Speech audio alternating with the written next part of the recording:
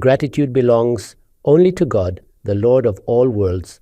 Peace and blessings be upon his trustworthy Prophet Muhammad, peace be upon him. I seek refuge with God from the accursed Satan. In the name of God, the most gracious, the most merciful. Ladies and gentlemen, we begin today's lesson from verse 17 of Surah Al Baqarah. Previously, two categories of al-munkirin, or deniers, were discussed. The first comprises those who, after the spread of the dawah, or call, of the Prophet Muhammad, peace be upon him, decided that they would not accept it under any circumstance. The second group consists of those who propose various compromises, seeking to strike a balance between good and evil so that their worldly interests would remain unharmed, while they could also free themselves from the moral and spiritual dilemma created by the Prophet's call. For these two groups, two amsal, or allegories, have been used. It is said, مثلهم كمثل الذي استوقد نارا فلما أضاءت ما حوله ذهب الله بنورهم وتركهم في ظلمات لا يبصرون. Their example is that of a person who kindled a fire. When it illuminated all around him, God took away their light and left them in darkness, such that they could no longer see. Summun bukmun umyun fahum la yarji'un. They are deaf, dumb, and blind. Never will they return. This is the first allegory. After this, a second allegory is presented in the following words, أو كصيب من السماء, or their example is like a rainstorm from the sky. On this, I have written an introductory note. These are two allegories, and the word aw, which means or, here serves the purpose of taqsim, or division. The method of such division is as follows. When two or more points are mentioned, they may correspond to different categories, contexts, or times. For example, 3 points may be divided according to time, 3 according to people, or 3 according to groups. In this case, the division is according to groups. That is, 2 groups were mentioned earlier, and it was then explained what the example of one group is and what the example of the other is. However, the manner of expression is such that it says, either you observe this quality or that one. This is a distinct style of the Arabic language. It has been used in the Quran as well as in the earlier scriptures of the prophets. Especially in the Zabur or Psalms, there are several fine examples of this usage. Here too, the same linguistic method is employed, the particle or functions as a tool of division. The first allegory pertains to those people who are mentioned earlier with the words, Inna ladhina kafaru. Indeed, those who disbelieve. This refers to the first group of the munkirin, or deniers, described as follows, Inna alladhina kafaru sawa'un alayhim a'andartahum am lam tundirhum la yu'minun. Indeed, those who disbelieve, it is all the same for them, whether you warn them or do not warn them, they will not believe. That is, these are the people who have resolved not to accept this book under any circumstance. Whether you warn them or not, they will not accept. This is the first group, those who have openly declared that they will not acknowledge the prophethood or the dawah or call of the Prophet, peace be upon him. Their inner selves know full well that he is indeed the true prophet of God.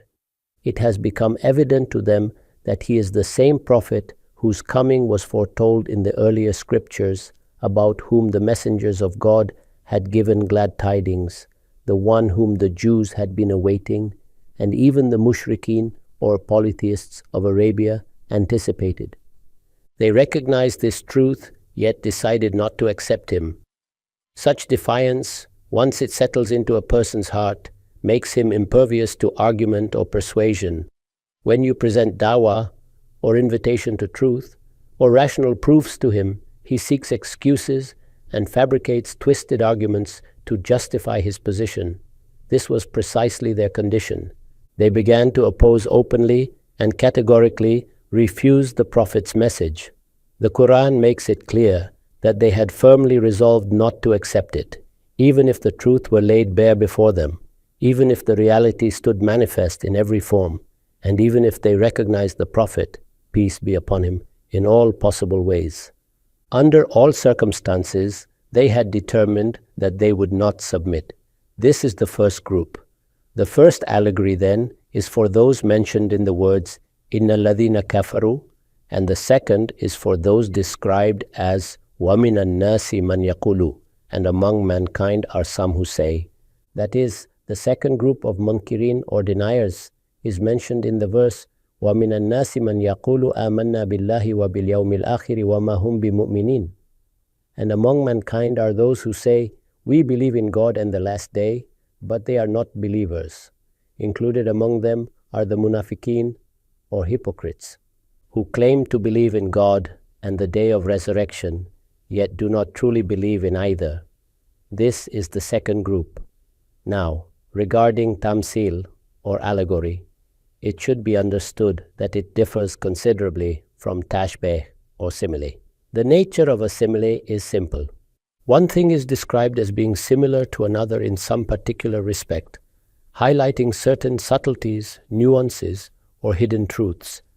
That is the style of simile. Allegory, on the other hand, operates differently. It constructs a surah or depiction of an entire situation. One event is set in correspondence with another, and the relation of likeness between the two events is observed. Through that parallel, a specific idea or lesson is conveyed. In this sense, tamsil or allegory is quite distinct from tashbih or simile. In a simile, the point of comparison lies in a particular attribute shared between two things. For instance, when one says, her lips are as delicate as rose petals, the ground of comparison is delicacy. In allegory, however, it is not the individual elements that correspond, but the overall situation, impression, or experience that is mirrored. Hence, in an allegory, the ajza al-tamsil, or individual parts of the allegory, are not significant in themselves. It is the composite image, the general picture, that conveys the message. The Quran employs precisely this method here. Now, what is this allegory? I have already read its translation to you. Their example is like that of a person lighting a fire on a dark night. When the fire lit its surroundings, then for whom the fire had been lit, God Almighty took away their power to see. In its own style, the Quran does not explicitly state for whom the fire was lit. But keeping in view the distinctness of Urdu expression, these words need to be understood and filled in. Thus, they were left in the darkness in such a way that they could not see any further. They are deaf, dumb, and blind, so they shall never return. This is the first allegory that the Quran has presented. In Al-Bayan, it has been elaborated that this refers to a caravan searching for its path on a dark night. Try to visualize this scene in your mind. A caravan attempting to find its way through the darkness. In this allegory, the one who lights the fire refers to the person of the Prophet Muhammad, peace be upon him. That is, if you observe the parable, it is said, كَمَثَلِ الَّذِي أَسْتَوْقَدَ نَارًا, like the one who kindled a fire. Obviously, on a dark night when the caravan must find its path, the fire is lit for that purpose. So, who is being referred to as the one lighting the fire? Here, the point to be made is that it refers to the Prophet, peace be upon him, who illuminated the path by lighting that fire. I have already mentioned in the tafsir or exegesis of Surah Al-Fatiha that the dua or supplication expressed there reflects the situation prevailing at the time of the Prophet's appointment. You know that the one making the dua says, Ihdina as-sirat al-mustaqim, guide us to the straight path, the path of those upon whom God has bestowed his favor, not of those who incurred his wrath, nor of those who went astray. The situation here is this. It is known that there have been people rewarded by God Almighty, that his prophets have come and illuminated the path of guidance for mankind. But that path, over time, became obscured and hazed by their own followers. In such a situation, the servant of God raises his or her hands in dua for Ihtinas Sirat al-Mustaqim, guide us to the straight path, when the Prophet, peace be upon him, was appointed. His coming was like that moment when the caravan searching for the path finally saw light. For those who sincerely longed for truth, a fire was kindled. the path was brightened. But the people of that caravan, blind, deaf, and dumb, could neither hear him, nor reply to him, nor find their way in the light of that fire. Now, what was the state of those in the caravan? It is like what some poets have beautifully portrayed in parables. When rain descends from the sky, one may ask, upon what kind of land does it fall? Does it fall upon barren land or upon fertile soil? Does it fall upon land that opens its arms and embraces every drop of rain, allowing it to be absorbed and then bursts forth with treasures? When water descends from the sky, does some oyster open its mouth for it, ready to raise pearls in its lap? If this is the case, the results are indeed different. But if the land is barren, then no matter how much rain falls upon it, after some time it will become clear that it neither absorbed the rain, nor formed any moisture within, nor showed any sign of life. Rather, it remained as rocky and lifeless as before. Keeping this in mind, you can see that when someone must be shown a path, the seeker must have eyes. You may remove the darkness, but if he or she has no eyes, then whether you light fires or lamps or illuminate every curve and undulation of the road, how will the seeker find the way? Here, the Quran has explained the state of those mentioned in Inna ladhina kafaru. Indeed, those who disbelieve. What is their condition? They have made themselves blind, deaf, and dumb. They are not ready to bear witness to the truth. They are unwilling to listen to what is right. The realities have become manifest before them, yet they refuse to see. That is, although they possess sight, hearing, hearts, and minds, although they can think and reflect, they have chosen not to use these faculties. So, even if you light a fire or set up lamps or brighten the path, such that every undulation becomes visible, they still will not be willing to see it. Thus, the Quran makes clear the inner psychology and spiritual crime of these munkirin, or deniers, the opponents of the faith, who have taken up the challenge and resolved not to yield before the truth. Why has this happened? The Quran says that God Almighty has set a seal upon their hearts. That is, while possessing sight, they have blinded themselves. While having ears, they have become deaf. While possessing the power of speech, they have refused to bear witness to the truth. And the fitting punishment for such people, which God Almighty decrees even in this world, is that He sets a seal upon their hearts and places coverings over their eyes. Hence, all the members of this caravan are blind, deaf, and dumb. They can neither hear the call of the beacon, nor acknowledge it, nor find a path for themselves in the brightness of that fire. This then is the first allegory. Now let us look at the second allegory. أو كصيب من السماء فيه ظلمات ورعد وبرق يجعلون أصابعهم في آذانهم من الصواعق حذر الموت ولله محيط بالكافرين يكاد البرق يخطف أبصارهم كلما أضاء لهم مشوا فيه وإذا أظلم عليهم قاموا ولو شاء لله لذهب بسمعهم وأبصارهم إن لله على كل شيء قدير. What is this allegory? It vividly depicts a scene as though it is raining from the skies. Imagine this. It is pouring down, dark clouds hover above, thunder rumbles and lightning flashes. Because of the thunder and out of the fear of dying, they thrust their fingers into their ears. So much so that their case is such that God Almighty has surrounded these deniers from all sides. The flash of lightning dazzles their eyes. Whenever it flashes, they walk a little. When darkness envelops them, they stand still. Their ears and their eyes would have been rendered useless had God Almighty so willed. Undoubtedly, God Almighty has power over all things. That is, they have not become blind, deaf, and dumb without reason. This allegory explains their state. Now see the note in Al-Bayan. This second allegory refers to a caravan that finds itself surrounded by a torrential downpour in the dead of night. The first allegory too was of a caravan, and so is this one. It is a caravan searching for its path in the darkness of night. But its members are blind, deaf, and dumb. No matter how many fires you light, showing them the path is impossible. What is the situation here? The caravan is caught in rain in the middle of the night. Here, the rain points to the Quran. This is an eloquent and meaningful parallel. Just as raindrops descend from the sky, this divine book too was being revealed from the heavens. The rain then symbolizes the Quran. The dark night depicts the difficulties encountered by those who embrace the dawah or divine call of the Quran.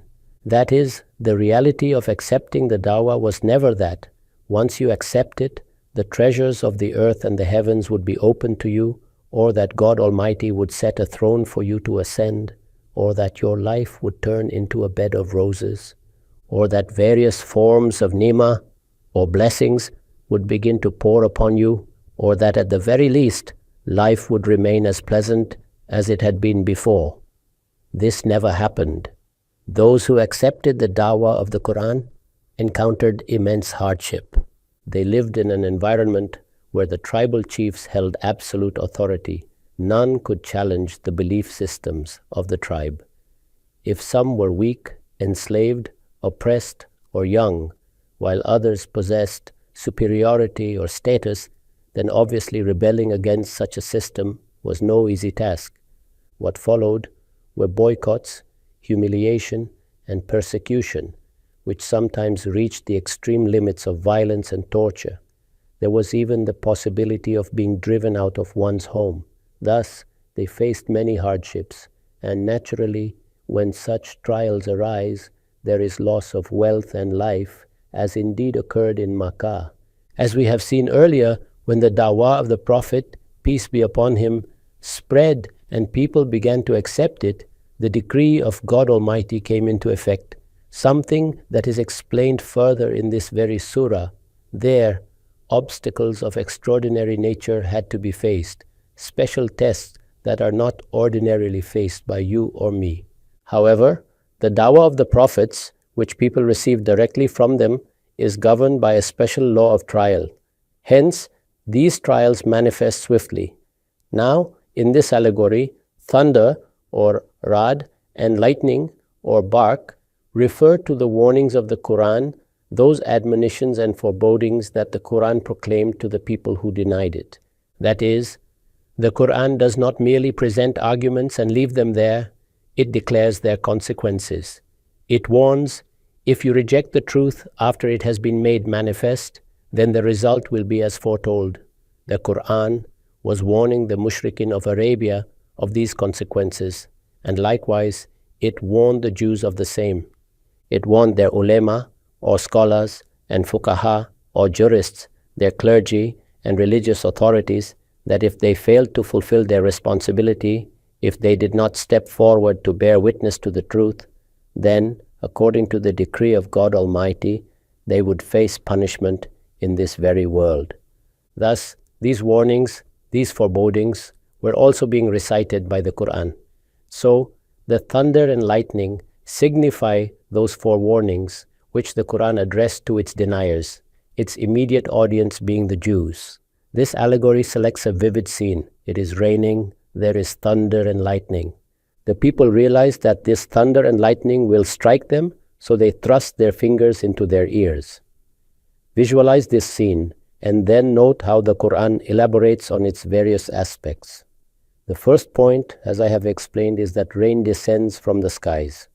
But what is implied by the different elements within this allegory? Let us consider another point, the mention of rain from the sky.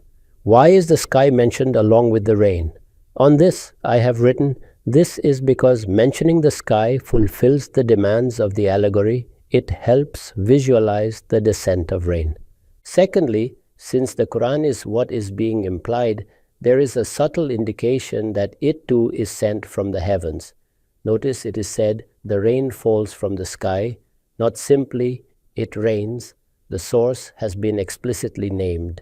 This deliberate choice of expression produces the intended visual effect. In this note, I have attempted to explain its significance. The reason why the sky is mentioned along with the rain is that through the medium of allegory, the scene of rainfall is vividly visualized. The allegory requires that a clear picture come before our eyes, enabling us to see the coherence of all its elements. Secondly, what is implied through this description? It implies the Quran itself. And when the Quran is what is being referred to, there is also a fine and subtle indication that it is a revelation from above, from the sky, from the heavens. This is the methodology of allegory. That matters are not stated explicitly, yet they communicate powerfully to the human psyche through rhetorical force and imagery. Thus, this method has been employed here. After this, it is stated that, out of fear of death, they thrust their fingers into their ears because of the thunder. This too is a vivid visualization. The clouds are thundering, rain is falling, lightning flashes across the sky, and those upon whom the rain descends, who are amidst the thunder and lightning, are gripped by fear of death. Hence, thrusting their fingers into their ears, they imagine they can escape it. I have written that this refers to that expert group among the Jews, one group which was earlier mentioned in Inna Laduna Amanu, represented in the first allegory. This second allegory pertains to the second group, the learned among the Jews, who were fully aware of the truth of the Quran. This will be elaborated further in this very surah, where it becomes clear that they had recognized that it was indeed the same book that had been promised, Kitab-e-Ma'ud, or the promised book, about which it had been declared that God, the Almighty, would reveal it upon His final prophet. The entire matter was clear to them. Since they were aware of the Quran's truth, its warnings of torment deeply disturbed them. If one were to consider the Quran a mere tale or fable, its warnings would hardly matter. Rather, one would mock them. But these people knew the reality. Thus, when the Quran proclaimed that their scholarship would not avail them, and that they would have to stand as witnesses to the truth before God, it unsettled them greatly. The excuses they offered carried no weight before God. The duty of testifying to the Quran, of bearing witness to the truth, had been entrusted to them. If they failed to uphold it, they would not only face consequences in the Akhirah or hereafter, but also in this world. This reality shook them profoundly. Their chosen remedy, therefore, was to avoid listening to the Quran altogether. That is, one way is to listen and then react. Another is to avoid listening entirely, so that the words, which burn like salt upon an open wound, might not reach one's heart. Deep within the human psyche, it often happens that to preserve composure, one avoids hearing what one knows to be true, truths that can shatter inner peace. They too faced such a situation. Hence, they deliberately avoided listening to the Quran. The dawah, or call to God, of the Almighty, as stated across different surahs, has an awe-inspiring effect. When Altaf Hussein Hali said, "Was it the clap of thunder or the voice of the guide that shook the whole of the Arabian land?" It was not mere poetic exaggeration. In the surahs where the Quran addresses the Jews or the mushrikeen or polytheists of Arabia, note the majestic style, the powerful tone of warning, and the force of argumentation, with references drawn from ancient histories. It is evident that if a person recognizes that this is the very book foretold by earlier prophets, peace be upon them, then how disturbing this realization must be. Thus, the remedy they devised was precisely this avoidance. The Quran captures it beautifully. Out of fear of death, they thrust their fingers into their ears because of the thunder. The Quranic allegories often depict vivid incidents. Here, a caravan is journeying, rain is pouring, thunder and lightning reverberate, and amid the deafening roar, people thrust their fingers into their ears. But the Quran, in its unique eloquence, points subtly toward the deeper truth intended by such imagery. It says, "Wallahu muhitun bil kafirin," and God encompasses the disbelievers from all sides. Who are the ones thus allegorized? They are the munkirin or deniers. Yet the reality is that such deniers are surrounded by God from every direction.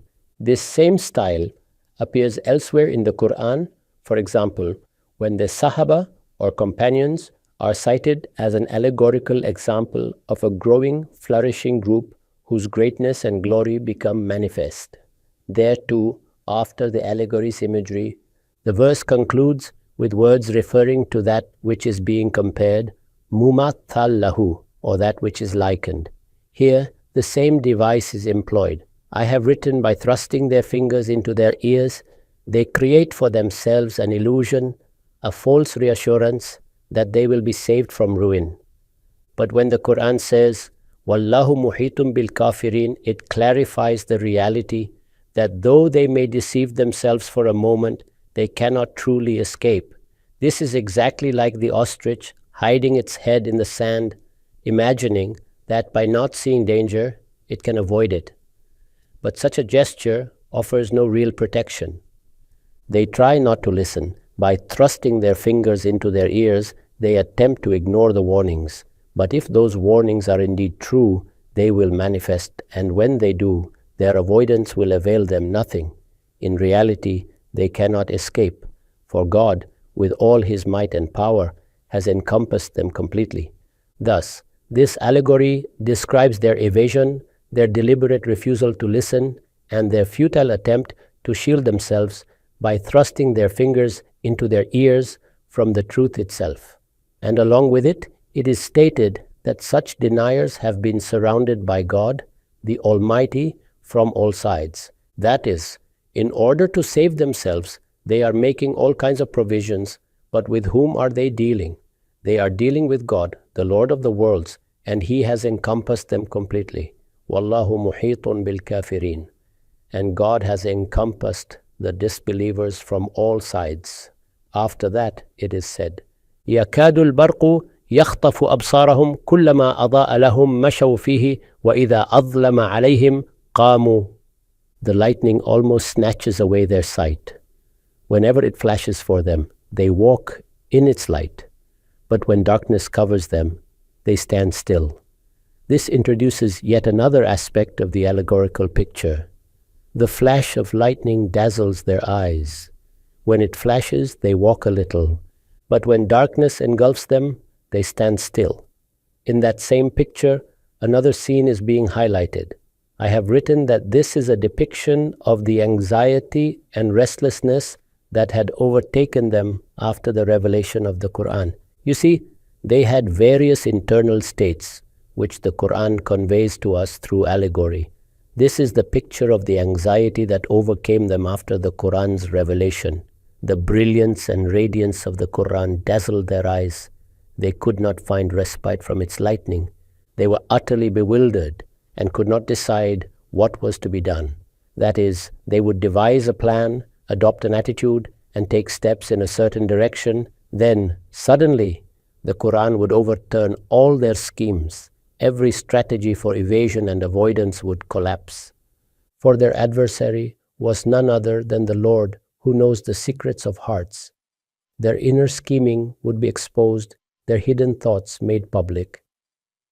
We see throughout the Quran how their inner selves, their motives and deceptions were laid bare by it. This was their condition, completely confused and distressed, unable to decide what course to take.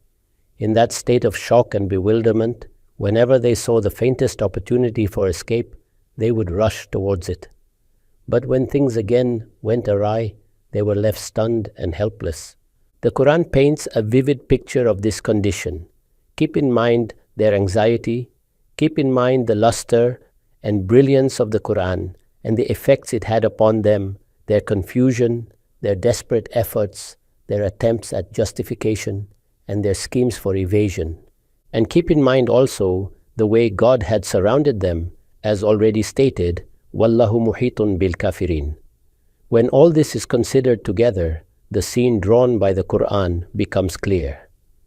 The flash of lightning was dazzling their eyes. When it flashed, they walked a little, but when darkness enveloped them, they stood still. This is the picture of confusion and amazement in which human beings become utterly at a loss, unsure what to do or which direction to take. After this, it is stated, وَلَوْ شَاءَ اللَّهُ لَذَهَبَ بِسَمْعِهِمْ وَأَبْصَارِهِمْ إِنَّ اللَّهَ عَلَى كُلِّ شَيْءٍ قَدِيرٌ. And if God had so willed, He could have taken away their hearing and their sight. Indeed, God has power over all things. This is a grave warning.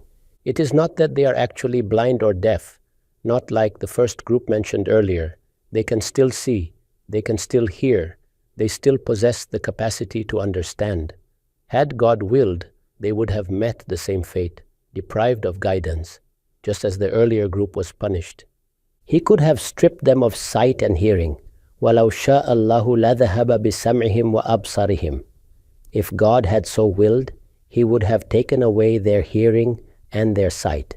إِنَّ اللَّهَ عَلَى كُلِّ شَيْءٍ قَدِيرٌ. Indeed, God has power over all things. I have written that this serves as a warning, that if they do not take advantage of this opportunity, and if they do not abandon their ways of deception and deceit, and do not accept the truth sincerely and in its true form, then what was their crime? Their crime was that they acknowledged the truth verbally, expressed iman or faith outwardly, and appeared to accept it while concealing their disbelief within. But truth does not tolerate such hypocrisy. If you agree with something, you must do so sincerely. If you accept, then accept it truly. Hence it was said that the way they had chosen was one deserving of punishment.